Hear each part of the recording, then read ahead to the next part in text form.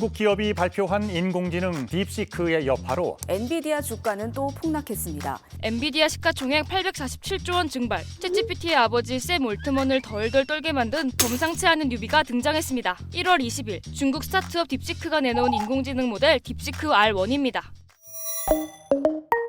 딥시크 R1은 최대 20분의 1밖에 안 되는 적은 비용으로 빅테크 인공지능과 비슷한 성능을 구사하면서 AI 업계를 충격에 빠뜨렸습니다. 그동안 굳게 믿어왔던 더 비싸고 많은 칩이 고성능 인공지능을 보장한다는 규모의 법칙을 깨버린 거예요. 가장 큰 충격을 받은 건 미국인데요. 미국은 바이든 행정부 때부터 중국의 고사양 반도체 수출을 막아왔거든요. 그런데 이런 규제가 오히려 중국의 저비용 고성능 반도체 개발을 이끈 것 아니냐는 얘기까지 나오기 때문인데요. 저사양 반도체 칩을 사용했기 때문에 효율을 추구할 수밖에 없었고 이게 저비용 고성능 반도체 개발로 이어졌다는 거죠. 그리고 또 전문가들은 딥시크의 효율적인 작동 방식이 혁신적인 비용 절감을 끌어냈다고 말합니다. 쉽게 말하면 기존의 AI는 우리가 질문하기도 전에 이미 도서관에 있는 모든 책을 읽고 그 내용까지 다 알고 있는 셈이죠. 그런데 책을 다 읽고 학습하는 데는 시간과 돈이 많이 들어가기 때문에 천문학적인 개발비가 들어갈 수밖에 없었어요. 반면에 딥시크는 좀 다른데요. 책은 한 권도 읽지 않았지만 우리가 질문할 때마다 그 답이 무슨 책, 어디 부분에 있는지 미리 알고 있어서 후다닥 읽고 와서 우리에게 대답해주는 방식이에요. 또 딥시크 측은 대규모 데이터가 필요 없는 강화학습 방법을 사용해 학습 비용을 줄였다고 주장하고 있습니다. 지도학습은 모의고사를 많이 풀고 실제 시험에 응시하는 상황이라고 보시면 될 것 같아요. 강화학습 같은 경우에는 스스로 맞는 동작을 했을 때 좀 더 보상을 주고 스스로 추론할 수 있게끔 유도하는 방식이라고 보시면 될 것 같습니다. 또 적은 비용으로 AI 제작이 가능하다는 걸 증명하기 위해 자신들이 사용한 소스 코드를 모두 공개하기까지 했어요. 물론 많은 관심을 받는 만큼 논란도 많습니다. 딥시크가 기존 인공지능을 이용하기 때문에 개발 비용이 저렴할 수 있다는 주장도 있는데요. 딥시크와 챗GPT의 관계를 풍자하는 이런 그림 보셨나요? 이미 존재하는 AI 모델이 학습하고 있는 지식 중에서 중요한 부분만 쓱 뽑아와서 전달하는 방식으로 학습해왔다는 거죠.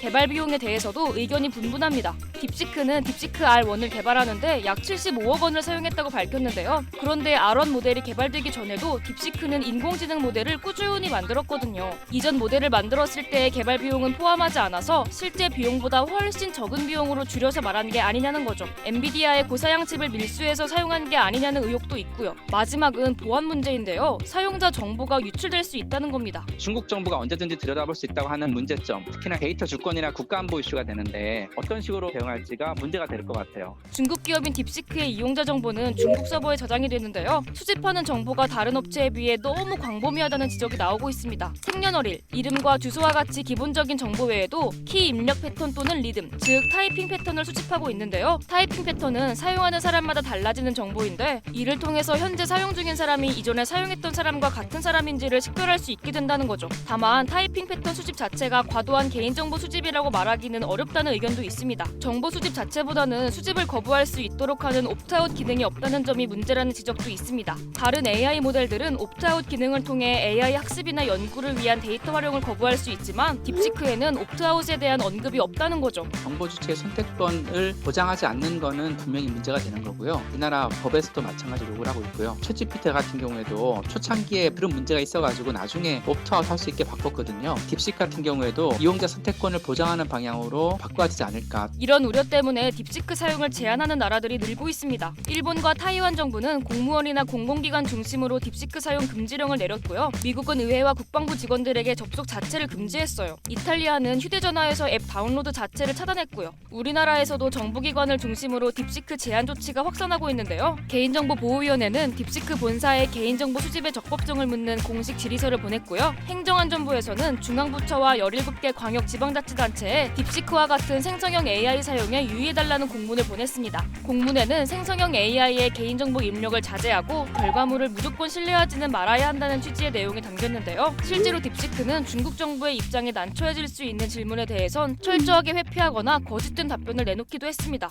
다만 우리 정부는 보안상의 문제가 발견된 건 아니고 보안 우려에 따른 선제적인 조치라고 선을 그었습니다. 이렇게 줄줄이 이어지는 딥시크 차단 조치를 두고 중국 정부는 이념적 차별에 의한 것이 아니냐며 반발하고 있고요. AI를 통해서 기업 가치 3조 달러를 달성한 반도체 업계 대장 엔비디아의 미래에 대해서도 다양한 의견이 나오고 있는데요. 저성능 칩만으로 고성능 인공지능 개발에 성공하면서 고성능 칩에 대한 수요가 줄어들게 돼 지금과 같은 마진을 남길 수 없다는 의견이 있고요. 다른 한편에서는 장기적으로는 저사양, 고사양 GPU가 모두 필요하고 또 여기에선 엔비디아를 따라올 곳이 없기 때문에 큰 타격이 없을 거라는 의견도 있습니다. 저비용 고성능 모델 딥시크 R1의 등장으로 충격에 빠진 인공지능 시장. 앞으로 어떻게 흘러가게 될까요? 여러분의 의견을 댓글로 남겨주세요.